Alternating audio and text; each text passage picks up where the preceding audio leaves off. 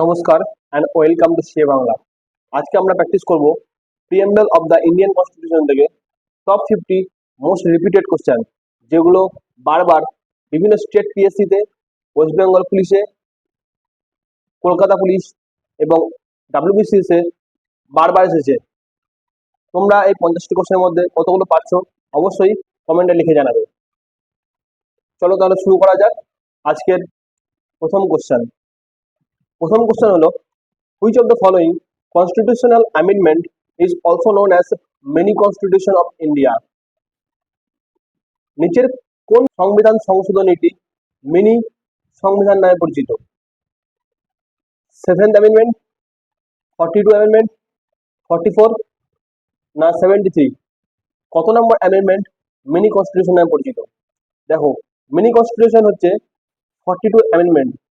এই 42 অ্যামেন্ডমেন্টটাকে mini constitution বলা হয়, কারণ এই সংবিধান সংশোধনীর মাধ্যমে ভারতের একসঙ্গে অনেকগুলো সংবিধানকে সংশোধন করা হয়েছিল।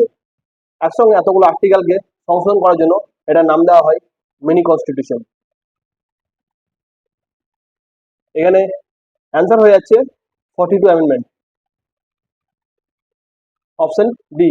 Next, in which year Keshwananda Bharati judgment come into the emphasize the basic structure of the constitution, and the basic structure of the constitution can not be amendment under the article 368?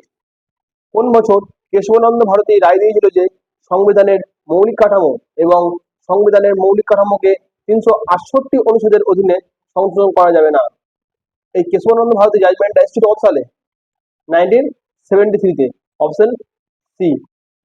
এই কেশবানন্দ ভারতী কেসটা হচ্ছে Kesavananda Bharati versus state of Kerala একটা judgment হয়েছিল, যেখানে বলা হয়েছে যে কনস্টিটিউশনের basic স্ট্রাকচারকে change করা যাবে না। Next, who describe Indian federal as a quasi federal? মানে হচ্ছে আধা যুক্তরাষ্ট্র হিসেবে বর্ণনা কে করেছিল ভারতের যুক্তরাষ্ট্রকে? কেসি Wheare, Morris Jones, Granville Austin না আইভর Jennings? Option A, KC where.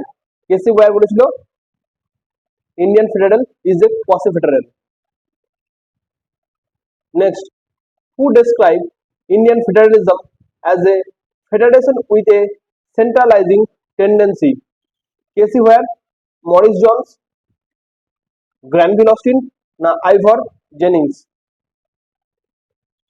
Federation with a centralizing tendency, Ivor Jennings, option D. Next, who describe Indian federalism is a bargaining federalism? ভারতের ফেডারেলিজম হচ্ছে দর কষাকষিও একটি যুক্তরাষ্ট্রীয়তা। কে বলেছিল? K C Wheare, Morris Jones, Granville Austin, Ivor Jennings? এটা বলেছিল Morris Jones, option B. Next, who describe Indian federalism as a cooperative federalism? মানে হচ্ছে সমবায় যুক্তরাষ্ট্রীয় ব্যবস্থা।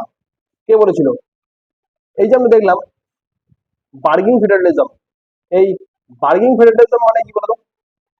এই বার্গিং ফেডারেলিজম হলো কেন্দ্র এবং রাজ্যের মধ্যে যে নেগোসিয়েশন হয় তাদের ক্ষমতা বা তাদের দায়িত্ব বা তাদের সম্পদ নিয়ে, এটাই হচ্ছে বার্গিং ফেডারেলিজম। আর এই কোঅপারেটিভ ফেডারেলিজম মানে কি? এই কোঅপারেটিভ ফেডারেলিজম হচ্ছে যেখানে সেন্টার এবং স্টেট তাদের সমস্যাগুলির সমাধানের জন্য একটি নীতিগতভাবে একসঙ্গে কাজ করে, তাদের বলা হয় কোঅপারেটিভ ফেডারেলিজম। এটা কে বলেছিল? এটা বলেছিল গ্র্যাভলিন অস্টিন, অপশন সি। নেক্সট, এই যে পরপর 5টা আমরা কোশ্চেন দেখলাম, এই 5টা কোশ্চেন বারবার কিন্তু রিপিটেড কোশ্চেন, তার জন্য আমি একসঙ্গে একই সিরিজে এই 5টি কোশ্চেনকে আমি নিয়ে এসেছি। ওকে, তোমরা অবশ্যই সবগুলো নোট ডাউন করে রাখার চেষ্টা করবে। Next, which one of the following best description the parliament form of government? Parliament যে তৈরি হয়েছে কোনটা ডেসক্রিপশনটা best? Principle of corporation and coordination between the legislative and executive organ. 2 নম্বর হচ্ছে doctrine of separation power between the two organ. 3 নম্বর হচ্ছে written constitution. 4 নম্বর হচ্ছে রিগ্রিড কনস্টিটিউশন। নিম্নলিখিত মধ্যে কোনটি সংসদের সরকার গঠনের সর্বমোত্তা বর্ণনা দেন? আইন প্রণয়নকারী ও কার্যনির্বাহী অঙ্গদের মধ্যে সহযোগিতা ও সমন্বয় নীতি, দুটি অঙ্গের মধ্যে ক্ষমতার পৃথকীকরণের মতবাদ, 3 নম্বর হচ্ছে লিখিত সংবিধান, 4 নম্বর হচ্ছে কাঠামো সংবিধান। দেখো, একটা পার্লামেন্টের মধ্যে মেন থাকে লেজিসলেটিভ এবং এক্সিকিউটিভ, এটাই হচ্ছে মেন। তাহলে এখানে বেস্ট ডেসক্রিপশন কোনটা হবে? বেস্ট ডেসক্রিপশন হবে অপশন এটা, আইন প্রণয়নকারী ও কার্যনির্বাহী অঙ্গগুলির মধ্যে সহযোগিতা ও সমন্বয় নীতি। নেক্সট 8 নম্বর কোশ্চেন হচ্ছে, which one of the following is not another name for the parliament system? Westminster model, responsible government, cabinet government, না আমেরিকান সিস্টেম? কোনটি সংসদ ব্যবস্থার অন্যতম নাম নয়? ওয়েস্টমিনিস্টার মডেল, এটা আছে কোথায় বলতো? এটা আছে ব্রিটেনে। দায়িত্বশীল সরকার, মন্ত্রিপরিষদ সরকার, না আমেরিকান সিস্টেম? এই আমেরিকান সিস্টেমটা কোনো পার্লামেন্টের ব্যবস্থার নাম নয়। Next, how many type of fundamental rights are provided by Indian constitution? ভারতে আমাদের কতগুলো মৌলিক অধিকার প্রদান করে? 5টি, 6টি, 7টি, না 9টি? কতগুলো আমাদের ফান্ডামেন্টাল রাইটস আছে? আমাদের টোটাল 6টি ফান্ডামেন্টাল রাইটস আছে, এটা হচ্ছে answer. Next 10, which one of the following is not a feature of fundamental rights? নিচের কোনটার মধ্যে মৌলিক কর্তব্য নয়? প্রথম অপশন হচ্ছে it promotes the idea of political democracy, এটি রাজনৈতিক গণতন্ত্রের ধারণাকে উন্নীত করে। 2 নম্বর হচ্ছে it is justiciable in nature, মানে এটা প্রকৃতিতে ন্যায়সঙ্গত। 3 নম্বর হচ্ছে fundamental rights are not absolute in nature, মানে মৌলিক অধিকার প্রকৃতিতে নিঃসঙ্গ নয়। 4 নম্বর হচ্ছে all the fundamental rights can be suspended during national emergency, মানে জাতীয় জরুরি অবস্থার সময় সমস্ত মৌলিক অধিকারকে স্থগিত করা যেতে পারে। এই 4টার মধ্যে কোনটা ফান্ডামেন্টাল রাইটস এর অঙ্গ নয়? এখানে হবে অপশন ডি হবে। যখন এমার্জেন্সি হয়, তখন এমার্জেন্সির সময় আমাদের মৌলিক অধিকারকে আমরা স্থগিত করতে পারি, কিন্তু কিছু কিছু মৌলিক অধিকার আছে যেগুলোকে আমরা কাটতে পারি না। তার জন্য এখানে অপশন ডি হবে অ্যান্সার। টোটাল 6টি ফান্ডামেন্টাল রাইটস আছে। ফান্ডামেন্টাল রাইটস গুলো কি কি? একটা হচ্ছে রাইট টু ইকুয়ালিটি, 2 নম্বর হচ্ছে right two freedom and speech, 3 নম্বর হচ্ছে রাইট এগেনাস্ট এক্সপ্রেশন, 4 নম্বর হচ্ছে রাইট অফ ফ্রি অফ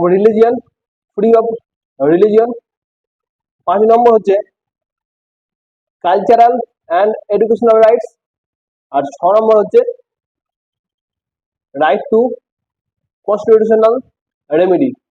এই 6টা হচ্ছে আমাদের ফান্ডামেন্টাল রাইটস। এই সময় আমাদের ফ্রিডম অফ স্পিচকে বন্ধ করে দেওয়া হয়। এই যে রাইট টু লাইফ, এই রাইট টু লাইফকে আমরা স্থগিত করতে পারি না, তার জন্য এটা আপনাদের ভুল হয়ে যাচ্ছে।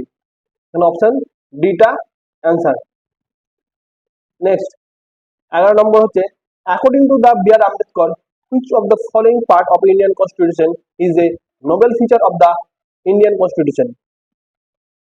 ডক্টর বি আর আম্বেদকরের মতে ভারতীয় সংবিধানের কোন অঙ্গগুলির মধ্যে ভারতীয় সংবিধানের একটি অভিনব বৈশিষ্ট্য? প্রিএম্বল, ফান্ডামেন্টাল রাইটস, ডিপিএসপি, না ফান্ডামেন্টাল ডিউটি? এই 4টির মধ্যে কোনটি হচ্ছে একটা নোবেল ফিচার আমাদের ইন্ডিয়ান কনস্টিটিউশন? আমাদের ইন্ডিয়ান কনস্টিটিউশনের একটা নোবেল ফিচার হচ্ছে DPSP, directive principal of state policy. DPSP কত নম্বর পার্টে আছে বলতো? পার্ট 4-এ আছে এই ডিপিএসপি। এই ডিপিএসপি প্রচার করে ভারতের সামাজিক ও অর্থনৈতিক গণতন্ত্রকে এই ডিপিএসপি প্রচার করে। 12 নম্বর হচ্ছে, which of the following is not a feature of DPSP? এই নিচের কোনগুলোর মধ্যে ডিপিএসপির মধ্যে নেই? কোনটা ডিপিএসপির মধ্যে নেই? প্রথমটা হচ্ছে it promotes the idea of social and economic democracy, এটি সামাজিক অর্থনৈতিক গণতন্ত্রের ধারণা প্রচার করে। সেকেন্ড অপশন হচ্ছে it seek to establish welfare state, এটি একটি কল্যাণমূলক রাষ্ট্র প্রতিষ্ঠার চেষ্টা করে। 3 নম্বর হচ্ছে it is non enforceable by the court and it is not justiciable in nature, এটি আদালতের দ্বারা প্রয়োগযোগ্য নয় এবং এটি বিচারযোগ্য নয়। 4 নম্বর হচ্ছে it is the duty of people to apply DPSP principle in making law, মানে আইন প্রণয়নে নীতি প্রয়োগ করা জনগণের কর্তব্য। এই চারটার মধ্যে কোনটা ডিপিএসপির ফিচার নয়? এখানে অপশন হচ্ছে option D, it is the duty of people of apply DPSP principle in making law, মানে আইন প্রণয়নে ডিপিএসপি নীতি প্রয়োগ করা জনগণের কর্তব্য। আসলে এটা ডিপিএসপি নীতিটা আইন প্রণয়নে প্রয়োগ করা এটা জনগণের কর্তব্য নয়, এটা হচ্ছে একটা রাষ্ট্রের কর্তব্য। Next 13 number, in which case does the Supreme Court emphasize that the Indian Constitution is found on the bedrock of the balance between the fundamental rights and the directive principle? কোন ক্ষেত্রে সুপ্রিম কোর্ট জোর দেয় যে ভারতীয় সংবিধানের মৌলিক অধিকার এবং নির্দেশমূলক নীতির মধ্যে ভারসাম্য ভিত্তির উপর প্রতিষ্ঠিত? প্রথম অপশন হচ্ছে গোলকনাথ কেস, দ্বিতীয় হচ্ছে কেশবানন্দ ভারতী কেস, তৃতীয় নম্বর হচ্ছে মেনকা গান্ধী কেস, 4 নম্বর হচ্ছে মিনার্ভা মিল কেস। সুপ্রিম কোর্ট কোন কেসটার উপর ভিত্তি করে বলেছে? এটা হচ্ছে মিনার্ভা মিল কেস, অপশন ডি। 1980 তে মিনার্ভা মিল কেসটা হয়েছিল। 14 নম্বর হচ্ছে which constitutional amendment act reduce the voting right from 21 year to 18 year? কোন অ্যামেন্ডমেন্টের দ্বারা আমাদের ইন্ডিয়ার জনগণের ভোটিং এজ 21 বছর থেকে 18 বছরে নিয়ে আসা হয়েছিল? 60 নম্বর কনস্টিটিউশনাল অ্যামেন্ডমেন্ট বিল, 61 নম্বর, 86 নম্বর না 97 নম্বর? কত নম্বর কনস্টিটিউশনাল অ্যামেন্ডমেন্ট বিলের দ্বারা আমাদের ভোটিং রাইটসটাকে কম করা হয়েছে? এটা হচ্ছে 61 নম্বর কনস্টিটিউশনাল অ্যামেন্ডমেন্ট অ্যাক্টের দ্বারা আমাদের ভোটিং রাইটসটাকে কম করা হয়েছে। 1989-এ এই ভোটিং রাইটসটাকে আনা হয়। এই 86 কনস্টিটিউশনাল অ্যামেন্ডমেন্ট অ্যাক্টটা হচ্ছে 2002 সালে এসেছিল। এই 86 কনস্টিটিউশনাল অ্যামেন্ডমেন্ট অ্যাক্টটা হচ্ছে এডুকেশনাল ফান্ডামেন্টাল রাইটস।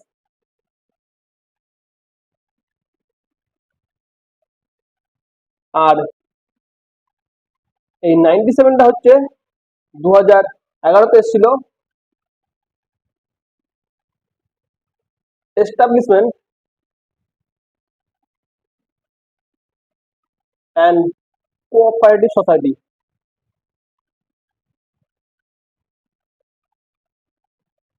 61 নম্বর কনস্টিটিউশনাল অ্যামেন্ডমেন্ট অ্যাক্টের দ্বারা আমাদের ভোটিং রাইটসটাকে 21 বছর থেকে 18 বছরে নিয়ে আসা হয়েছে। 86 কনস্টিটিউশনাল অ্যামেন্ডমেন্ট অ্যাক্টের দ্বারা 2002 সালে এডুকেশনকে ফান্ডামেন্টাল রাইটসের আন্ডারে নিয়ে আসা হয়েছে। আর 97 কনস্টিটিউশনাল অ্যামেন্ডমেন্ট অ্যাক্টের দ্বারা আমাদের কোঅপারেটিভ সোসাইটি তৈরি হয়েছে। Next 15 number, which of the following emergency is not mentioned in the constitution? কোন এমার্জেন্সিটা আমাদের সংবিধানের মধ্যে লিখিত নেই? National emergency, state emergency, disaster emergency, financial emergency. Disaster এমার্জেন্সিটা আমাদের কোনো কনস্টিটিউশনের মধ্যে উল্লেখ নেই। ন্যাশনাল এমার্জেন্সি আছে, স্টেটের এমার্জেন্সি আছে, আর ফাইন্যান্সিয়াল এমার্জেন্সি আছে। ন্যাশনাল এমার্জেন্সিটা কি? ন্যাশনাল এমার্জেন্সি হচ্ছে এটি যুদ্ধ বা এক্সটার্নাল অ্যাগ্রেশন এবং আর্ম রিবিলিয়নের মাধ্যমে ভারতের নিরাপত্তার কোনো হুমকি দেখা যায় তাহলে এই ন্যাশনাল এমার্জেন্সিটাকে আনা হয়। আর স্টেট এমার্জেন্সি হচ্ছে ভারতের রাষ্ট্রপতি শাসন নামে পরিচিত। যখন রাষ্ট্রপতিকে মনে হয় যে কোনো একটা স্টেট তার সে ভালোভাবে চালাতে পারছে না রাষ্ট্রকে, বা নিয়ন্ত্রণ করতে পারছে না, কন্ট্রোল করতে পারছে না, তখন রাষ্ট্রপতি শাসন নিয়ে আসা হয়। এই রাষ্ট্রপতি যে শাসনটা নিয়ে আসা হচ্ছে সেটাই হচ্ছে স্টেট এমার্জেন্সি। আর ফাইন্যান্সিয়াল এমার্জেন্সি হচ্ছে financial stability or credit of Indian threaten. রাষ্ট্রপতি আর্থিক সমস্যা কমানোর জন্য এই ফাইন্যান্সিয়াল এমার্জেন্সিটা আনতে পারে। ধরো ইনফ্লেশন প্রচন্ড হারে বাড়ছে, তাহলে এই ফাইন্যান্সিয়াল এমার্জেন্সিটা আসতে পারে। ভারতে এখন পর্যন্ত কোনো সময় ফাইন্যান্সিয়াল এমার্জেন্সি লাগু হয়নি, এটা এক্সামে দেয় যে দিয়ে দিল এই চারটা অপশন, এই চারটার মধ্যে বলে দিল যে কোনটা এখন পর্যন্ত লাগু হয়নি, ফাইন্যান্সিয়াল এমার্জেন্সিটা এখন পর্যন্ত কোনো সময় লাগু হয়নি। ন্যাশনাল এমার্জেন্সি লাগু হয়ে গেছে আমাদের ভারতবর্ষে, এবং স্টেট এমার্জেন্সিও লাগু হয়েছে। আমাদের ওয়েস্ট বেঙ্গল ইতিমধ্যেই 3বার স্টেট এমার্জেন্সি হয়ে গেছে। নেক্সট 16 নম্বর কোশ্চেন আছে, national emergency is mention in which of the following article?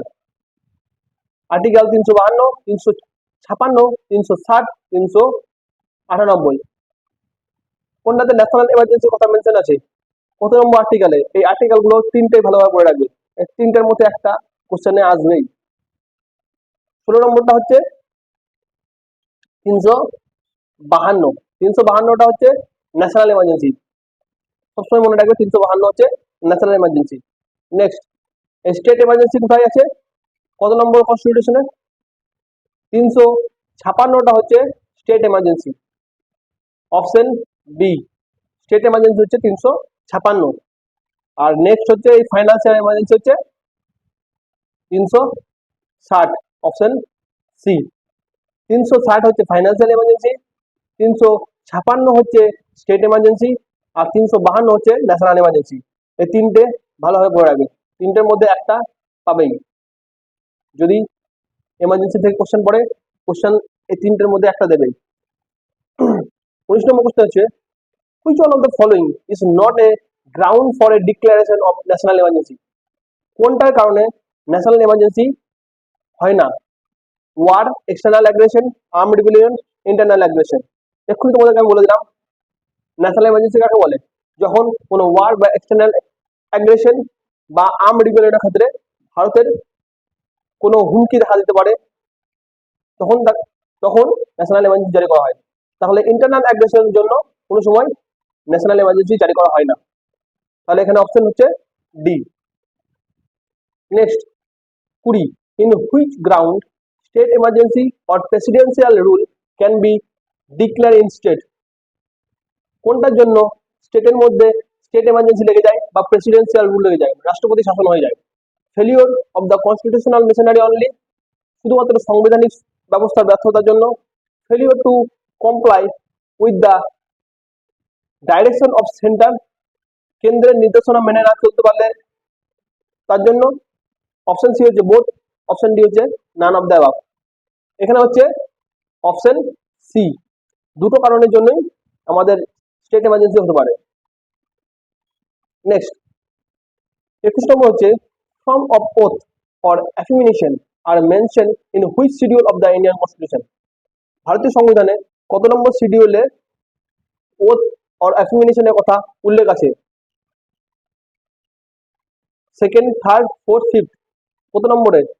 Third, option B, schedule 3-তে ওথ বা অ্যাফিমিনেশন সম্বন্ধে ডিসক্রাইব করা আছে।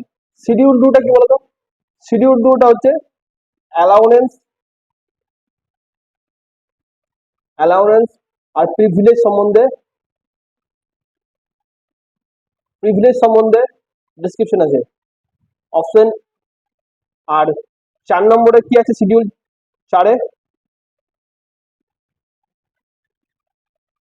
4 নম্বর আছে রাজ্যসভা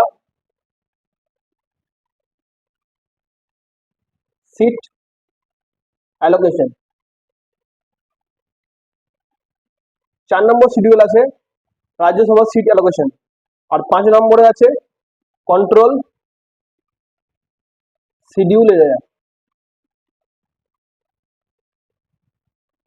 শিডিউল এরিয়া, 5 নম্বরে। 22 নম্বর কোশ্চেন হচ্ছে, which of the following state is not mention under 6th schedule for the administration of tribal area? 6th শিডিউলের মধ্যে কোন ট্রাইবাল স্টেটটা উল্লেখ নেই গো? 6th শিডিউলের মধ্যে আসাম, নাগাল্যান্ড, মেঘালয় না মিজোরাম? এখানে নাগাল্যান্ডের কথা উল্লেখ নাই গো, অপশন বি। 6th শিডিউলের মধ্যে 4টি স্টেট আছে, 4টি স্টেট কি কি? আসাম, মেঘালয়, মিজোরাম, আর একটা কি? ত্রিপুরা। আসাম, মেঘালয়, মিজোরাম এবং ত্রিপুরা, এই 4টি স্টেট আছে শিডিউল ট্রাইব শিডিউল 6 এর মধ্যে এই 4টি স্টেট রাখা হয়েছে। এই 4টি স্টেটকে নাম একসঙ্গে মনে রাখার জন্য এটা মনে রাখবে এটিএম, এটিএম, এই দুটো এম মনে রাখবে। A for Assam, T for Tripura, M for Mizoram, M for Meghalaya. Okay, next 23 number হচ্ছে in which schedule the division of power between union and state are mention, মানে কত নম্বর শিডিউলে ভারতে সেন্টার এবং স্টেটের যে পাওয়ার তাদের ডিস্ট্রিবিউশন করা আছে, মানে ভাগ করা আছে।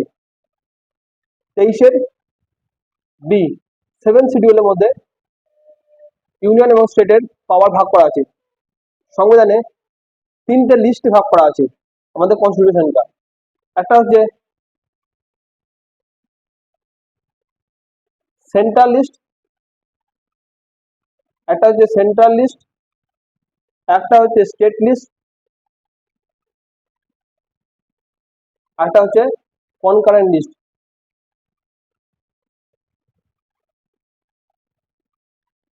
কনকারেন্ট লিস্ট, এই সেন্ট্রাল লিস্টটা হচ্ছে যেখানে শুধুমাত্র সেন্ট্রালি ইন্টারফেয়ার করবে, অন্য কেউ ইন্টারফেয়ার করবে না। কোনো স্টেট গিয়ে ওখানে বলতে পারবে না যে এই রুলটা বা এই জিনিসটা ভুল আছে বা ঠিক আছে, এটা কোনো সময় বলতে পারবে না। একমাত্র সেন্ট্রালি এটা পুরো রেগুলেশন করবে। স্টেট লিস্টে হচ্ছে শুধুমাত্র স্টেটই ওখানে ইন্টারফেয়ার করবে। আর কনকারেন্ট লিস্টে হচ্ছে স্টেট এবং সেন্টার দুজন মিলে একসঙ্গে তাদের কোনো একটা জিনিসকে সলভ করবে। সেন্ট্রাল লিস্ট হচ্ছে, সেন্ট্রাল লিস্টের মধ্যে তাহলে কি কি পড়ছে? সেন্ট্রাল লিস্টের মধ্যে পড়ছে অর্থাৎ যেটাকে আমরা বলছি defence, foreign affairs, foreign affairs, আমাদের ইন্ডিয়ার কারেন্সিকে রেগুলেশন করছে,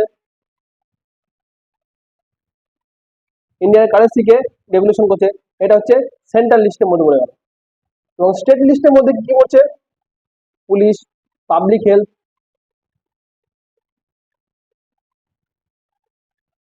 police, public health, agriculture, irrigation বা এডুকেশন সম্বন্ধে এগুলো পড়ছে স্টেট লিস্টের ক্ষেত্রে। যেগুলো যেগুলো বলছি প্রত্যেকটা জিনিস কিন্তু পরীক্ষাতে দেয়। একটা জিনিস তুলে দেবে যে ডিফেন্স কার আন্ডারে আছে, ওখানে অপশন দিয়ে দিল সেন্ট্রাল, স্টেট, কনকারেন্ট লিস্ট বা নান অফ দ্য অ্যাবাভ। এবার তোমাকে বলতে হবে এই ডিফেন্সটা কোন লিস্টের আন্ডারে আছে, তখন তোমাকে লিখতে হবে এটা সেন্টারের আন্ডারে আছে। বা দিয়ে দিল এগ্রিকালচার কোন লিস্টের আন্ডারে আছে, সেন্ট্রাল, স্টেট বা কনকারেন্ট লিস্ট বা নান অফ দ্য অ্যাবাভ বা অল অফ দ্য অ্যাবাভ। এরকম ভাবে দিয়ে দেয় প্রত্যেকটা কোশ্চেনকে। একটু ডিপলি যখন কোশ্চেন গুলো হয় না, তখন এরকম ভাবে কোশ্চেন গুলো দেয়, প্রত্যেকটা এক একটা অক্ষরে অক্ষরে কোশ্চেন করে দেয়। তার জন্য আমি যেগুলো যেগুলো দরকার, যেগুলো বারবার এসছে, সেই সব জিনিসগুলো আমি তোমাদেরকে শুধুমাত্র আমি বলে রাখছি। সেন্ট্রালের মধ্যে কি আছে? ডিফেন্স, ফরেন অ্যাফেয়ার্স আর কারেন্সি। স্টেটের মধ্যে কি আছে? Police, public service, education, agriculture আর ইরিগেশন হলো। আর কনকারেন্ট লিস্টের মধ্যে কি আছে? যেটা সেন্টার এবং স্টেট দুজন মিলে একসঙ্গে সলভ করে। কনকারেন্ট লিস্টের মধ্যে আছে criminal law, marriage, divorce, marriage, divorce, ব্যাংকারেপসি,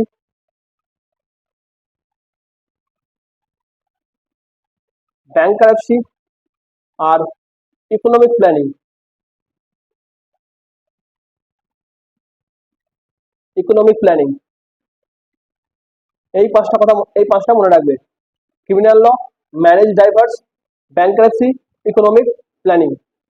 তাহলে তোমাদের প্রত্যেকটা জিনিস মনে রাখতে হবে সেন্ট্রাল লিস্টের মধ্যে কোনটা আছে, স্টেট লিস্টের মধ্যে কোনটা আছে এবং কনকারেন্ট লিস্টের মধ্যে কোনটা আছে।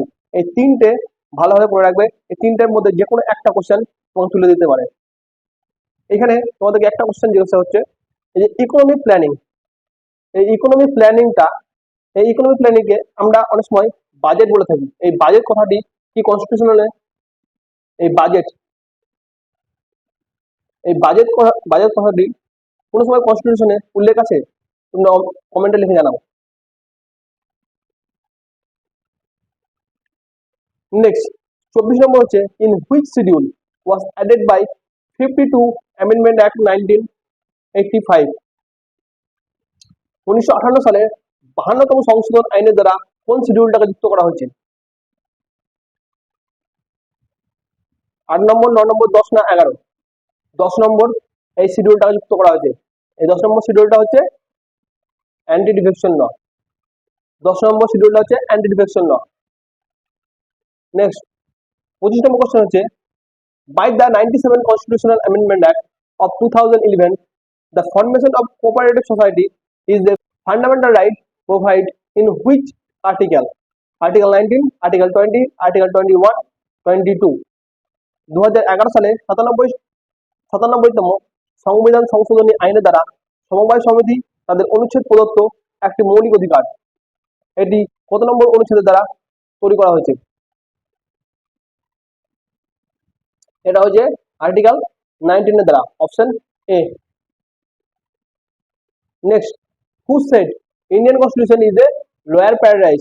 আইনজীবীর স্বর্গ কে বলেছিল ভারতের সংবিধানটাকে?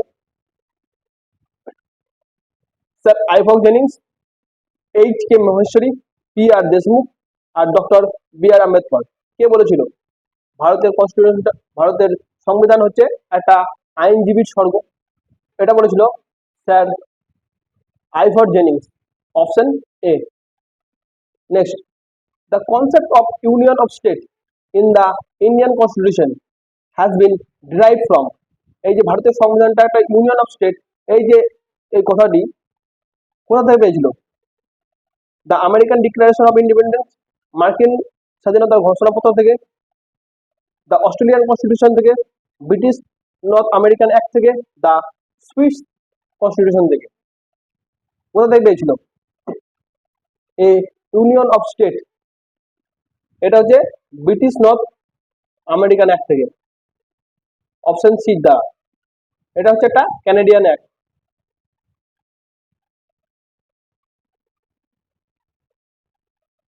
ক্যানাডিয়ান কনস্টিটিউশন থেকে এটা আমরা নিয়েছি। বলতো আমরা এই অস্ট্রেলিয়ার কনস্টিটিউশন থেকে আমরা কি কি নিয়েছি? অস্ট্রেলিয়ার কনস্টিটিউশন থেকে নিয়েছি কনকারেন্ট লিস্ট,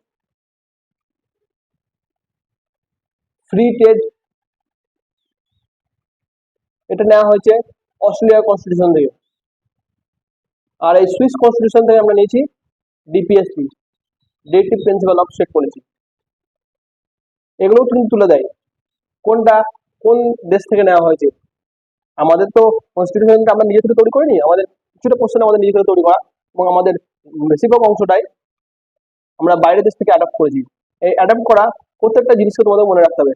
ফান্ডামেন্টাল রাইটসটা কোন দেশ থেকে নিয়েছি, ডিপিএসপি কোথা থেকে নিয়েছি, এই প্রত্যেকটা জিনিসকে খুঁটিনাটি ভাবে পড়তে হবে। নেক্সট 28 নম্বর কোশ্চেন আছে, consider the following statement and choose the correct answer by the using code below. তাহলে বলো কোনটা ঠিক হবে। প্রথমটা হচ্ছে একটা ডেসক্রিপশন দিয়েছে, ডেসক্রিপশনের একটা রিজন দিয়েছে। ডেসক্রিপশনটা কি দিচ্ছে? India is a democratic country. India হচ্ছে একটি গণতান্ত্রিক দেশ। তার রিজনটা কি দিয়েছে? তার কারণটা, India has a constitution of it own, মানে ভারতের যে নিজস্ব কোডের সংবিধান রয়েছে। তাহলে এটা দুটোই ঠিক, এক্সপ্লেনেশনটাও কি ঠিক? দ্বিতীয়তে বলা আছে দুটোই ঠিক কিন্তু তাদের এক্সপ্লেনেশনটা ভুল দেওয়া আছে।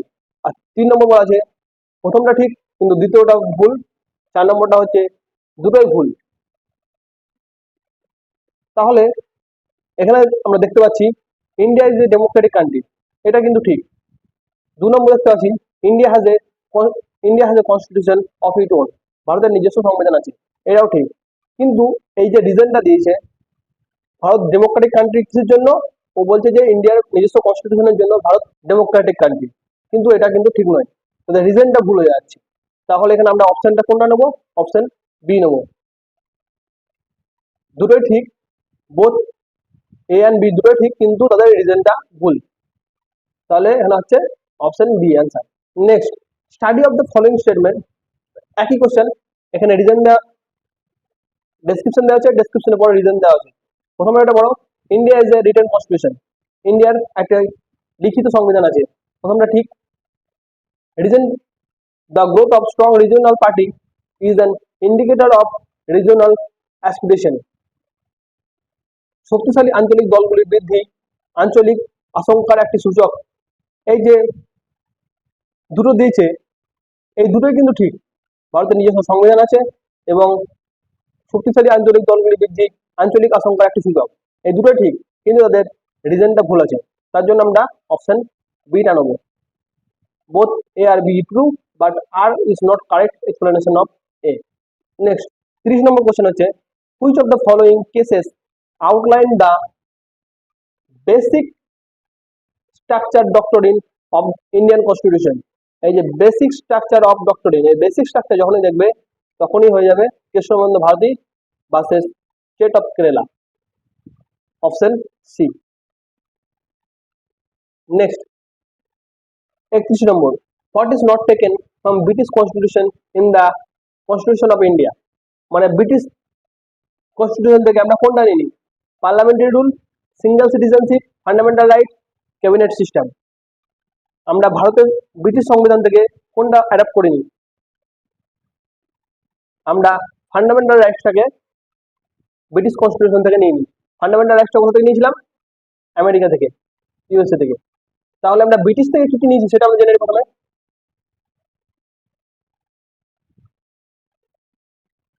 আমরা ব্রিটিশ থেকে কি কি নিয়েছি?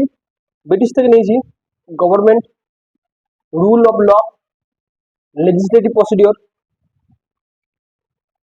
সিঙ্গেল সিটিজেনশিপ,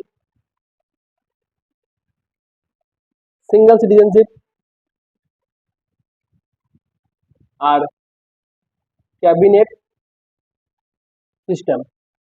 এগুলো আমরা নিয়েছি ব্রিটিশ কনস্টিটিউশন থেকে। Government, rule of law, legislative procedure, single citizenship, cabinet system, এগুলো নিয়েছি আমরা ব্রিটিশ কনস্টিটিউশন থেকে। আর ইউএসএ কনস্টিটিউশন থেকে আমরা কি কি নিয়েছি? Fundamental rights, independent judiciary, judicial review, post of vice president, removal of supreme court জাজ। তাহলে আমরা ইউএসএ থেকে কিনলাম fundamental right, impeachment of the president, judicial review, removal of supreme court জাজ আর হাইকোর্ট জাজ।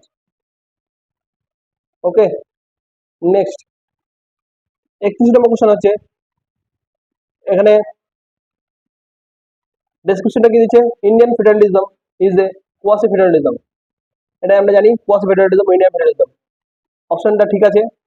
তার রিজনটা কি দিচ্ছে? India has independent judiciary with the power of judicial review. মানে ভারতের বিচার ব্যবস্থা পরিচালনার ক্ষমতা স্বাধীন বিচার বিভাগ রয়েছে। এখানে দুটোই ঠিক, কিন্তু রিজনটা ভুল। তাহলে অপশন হয়ে আছে অপশন বি। নেক্সট 33 নম্বর হচ্ছে which of the following is not correctly match. কোনটা ম্যাচ করছে না, কোনটা ভুল দেওয়া আছে? এখানে ভুল দেওয়া আছে অপশন ডিটা, ট্রিবিউনালসটা। 35 নম্বর হচ্ছে in Indian polity which of the following is supreme. ভারতের সংবিধানের মধ্যে সবথেকে সর্বোচ্চ কে? Supreme court, the constitution, the parliament, the religion.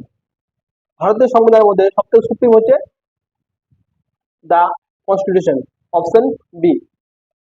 ভারতের মধ্যে সবথেকে বড় হচ্ছে আমাদের কনস্টিটিউশন। 36 নম্বর হচ্ছে in which region of country কনফার the special status under article 371J of the Constitution of India। Article 371 J দ্বারা কোন স্টেটটা একটা স্পেশাল স্ট্যাটাস পাচ্ছে? নাগাল্যান্ড, হায়দ্রাবাদ, কর্ণাটকা, মহারাষ্ট্র, গুজরাট না লাদাখ? এটা হচ্ছে হায়দ্রাবাদ এবং Karnataka, option B. Article 371 J দ্বারা। এই আর্টিকেল 371 হচ্ছে একটা স্পেশাল স্ট্যাটাস প্রদান করে। মহারাষ্ট্র, গুজরাটের 371 দ্বারা একটা স্পেশাল স্ট্যাটাস প্রদান করে। আর 371 এ স্পেশাল স্ট্যাটাস দেয় কাকে? নাগাল্যান্ডকে। 371 বি কাকে দেয়? আসামকে। আর সি কাকে দেয়? মণিপুর। 371 এ হচ্ছে নাগাল্যান্ডকে, 371 বি হচ্ছে আসামকে, 371 সি হচ্ছে মণিপুরকে। এরকম ভাবে পরপর ভাবে যে পর্যন্ত আছে, তোমরা দেখে নিও। এটা 371 যে আছে হায়দ্রাবাদ এবং কর্ণাটকের মধ্যে special status. Next, which of the following is not a correctly match. Fundamental duty part 4 A the state হচ্ছে part 6, attorney general of India 13, আর service under union and state এটা 14। এটার মধ্যে কোনটা ঠিক নেই, কোনটা ভুল আছে? এটা হচ্ছে option C, attorney general of India. এটা তোমরা কমেন্টে গিয়ে দেখো এটা কত নম্বর পার্টস আছে, এটা আমি বলে দিচ্ছি না। নেক্সট 38 নম্বর হচ্ছে কোনটা কারেক্টলি ম্যাচ নয়। Interstate council article 363, finance commission article 280, administrative tribunal 323 A, আর union public service commission UPSC article 315। কোনটা ভুল? এইটা ভুল হচ্ছে ইউপিএসসি। ইউপিএসসি 315-তে নেই, 315-তে আছে, স্টেট পিএসসি আছে 315-তে। আর এর ফাইন্যান্স কমিশনটা মনে রাখবে, ফাইন্যান্স কমিশন 280, এটা কিন্তু খুব ইম্পর্টেন্ট। অ্যাডমিনিস্ট্রেটিভ ট্রিব্যুনাল এটাও কিন্তু ইম্পর্টেন্ট, কিন্তু সবথেকে বেশি ফাইন্যান্স কমিশনটাও ইম্পর্টেন্ট। নেক্সট 39 হচ্ছে in which of the Indian constitution describe central vigilance commission. Article 368, article 280, article 276, none of the above. কোনটা central vigilance commission? Central vigilance কমিশনকে ব্যাখ্যা করে, সেন্ট্রাল ভিজিলেন্স কমিশনকে ব্যাখ্যা করে কে? Option D, none of the above. এই সেন্ট্রাল ভিজিলেন্স কমিশনটা আমাদের আর্টিকেলে লেখাই নেই, আনরিটেন এটা, তার জন্য এখানে হচ্ছে অপশন এ। এখানে আর্টিকেল 268, 268 হচ্ছে ডিউটি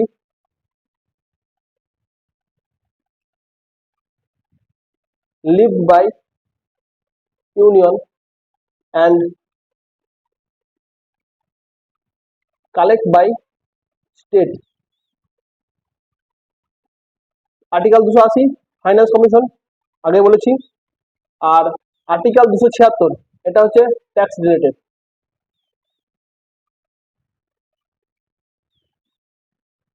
আর্টিকেল 276 হচ্ছে ট্যাক্স রিলেটেড, 280 হচ্ছে ফাইন্যান্স কমিশন, আর 268 হচ্ছে duty levy by union and collect by state. Next 40 number হচ্ছে দ্য কনস্টিটিউশন অফ ইন্ডিয়া। আমাদের ভারতের কনস্টিটিউশনটা কি ধরনের? রিগ্রিড, ফ্লেক্সিবল, ভেরি রিগ্রিড, না PT রিগ্রিড, PT flexible?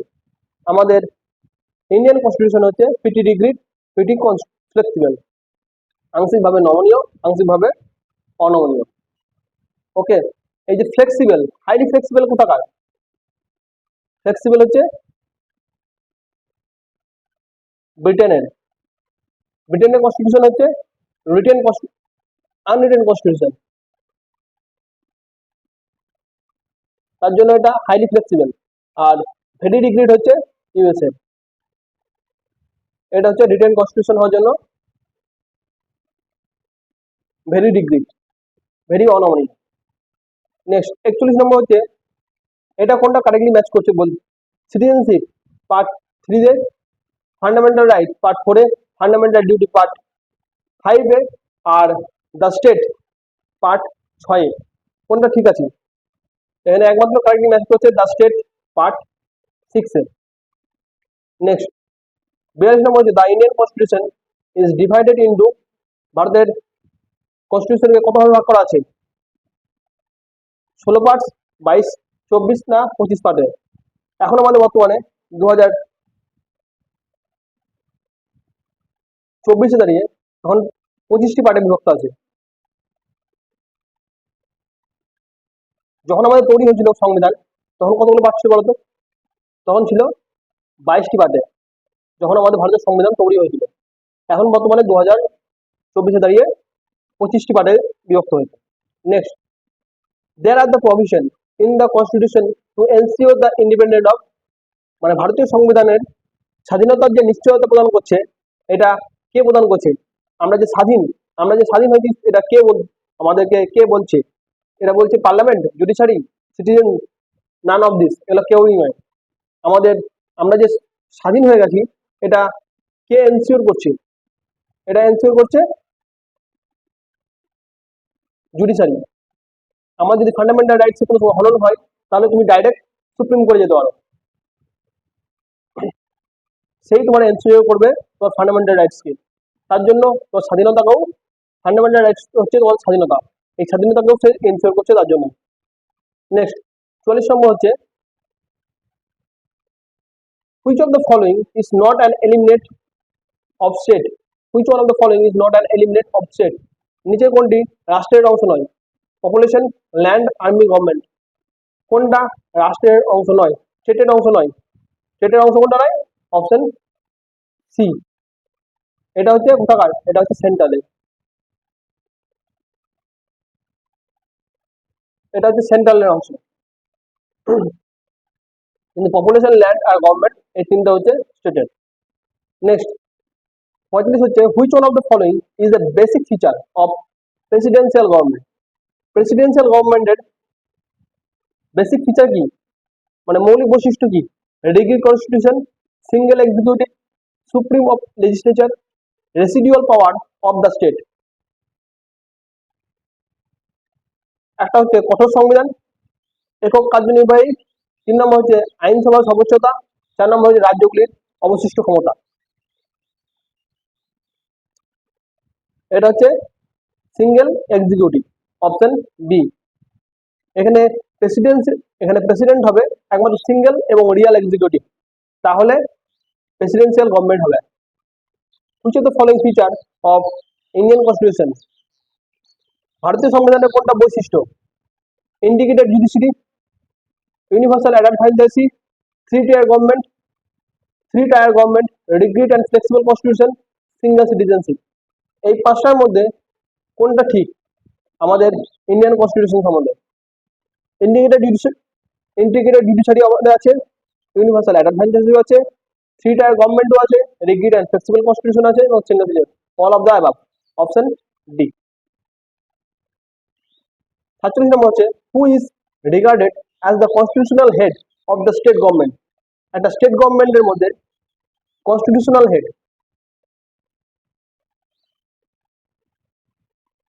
Constitutional head হচ্ছে governor, option C. Next right to life and personal liberty come under which article, ব্যক্তিগত স্বাধীনতা অধিকার, জীবন ও ব্যক্তিগত স্বাধীনতা অধিকার কত নম্বর অনুচ্ছেদে আছে? Article 19, article 21, article 23, article 17। Article 21, right to life. Next the impeachment of president can be done by, মানে প্রেসিডেন্টকে তার পদ থেকে সরিয়ে দিতে পারা যায় কার দ্বারা? Member of legislative assembly, attorney general of India, prime minister of India, parliament. প্রেসিডেন্টকে যদি তার পদ থেকে সরাতে হয় তাহলে কার দ্বারা সরাতে হবে? অবশ্যই পার্লামেন্টের দ্বারা, অপশন ডি।